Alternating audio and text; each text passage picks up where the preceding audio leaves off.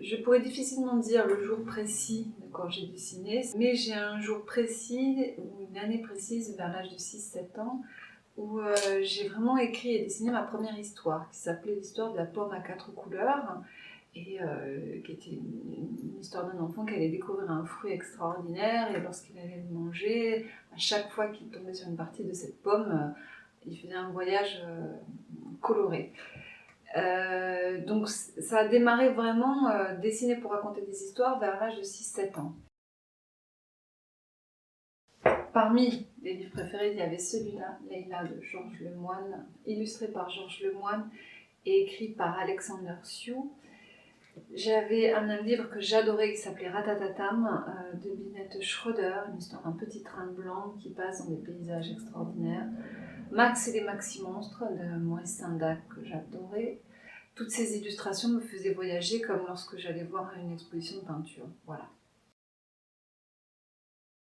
J'aime beaucoup les illustrateurs qui sont aussi auteurs parce qu'ils ont un univers propre et qui fait que leurs histoires ont quelque chose qui m'accroche beaucoup. Par exemple, Béatrice Alemagna, elle a un univers incroyable et ses histoires et ses illustrations vont vraiment de pair. Christian Wolff, dans un tout autre domaine aussi. Parfois, il m'arrive d'illustrer les histoires des autres et c'est un travail que j'aime beaucoup faire aussi parce que ça va me permettre de dessiner des personnages que je n'aurais pas inventés. Mais j'aime beaucoup aussi illustrer mes propres histoires parce que la plupart du temps, l'écriture de mes histoires, elles viennent par les images. Je vais penser à une image, je vais penser à une atmosphère ou un personnage d'abord dans ma tête et les dessiner déjà dans ma tête. Et les mots vont venir ensuite. Alors que quand on a une commande, l'écriture et le travail littéraire est déjà fait. Nous, on va venir en plus, on va venir accompagner un texte, on va venir y mettre vraiment d'autres clés. C'est tout le travail du rapport texte-image qui est passionnant. Mais quand on est les deux, auteur et illustrateur, on peut vraiment tisser quelque chose et remodeler tout ça à notre sauce. Alors, le dernier projet que j'ai fait pour les éditions Point de Suspension, ça s'appelle Le Petit Magicien. Et c'est un personnage que j'avais depuis longtemps dans ma tête et qui, par ses pouvoirs magiques qu'il a de manière un petit peu hasardeuse au départ, va résoudre tout un tas de problèmes dans le cirque.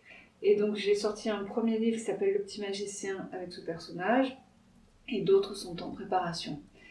Parallèlement à ça, j'ai pu également travailler sur un autre projet pour les éditions du Jasmin, un travail autour d'un recueil qui se nomme Le vent m'a dit bonjour, où là c'était des aquarelles en noir et blanc sur des poèmes de Sylvain Inglé où je me suis régalée. Voilà, donc ça c'est donc mon book papier avec des projets, certains qui ont vu le jour, d'autres qui sont en cours, un peu de tout quoi. Voilà. Et ça permet aux éditeurs, quand je vais les voir avec ce genre de choses, d'avoir une idée sur le plan graphique, sur tout ce que je peux faire. Voilà.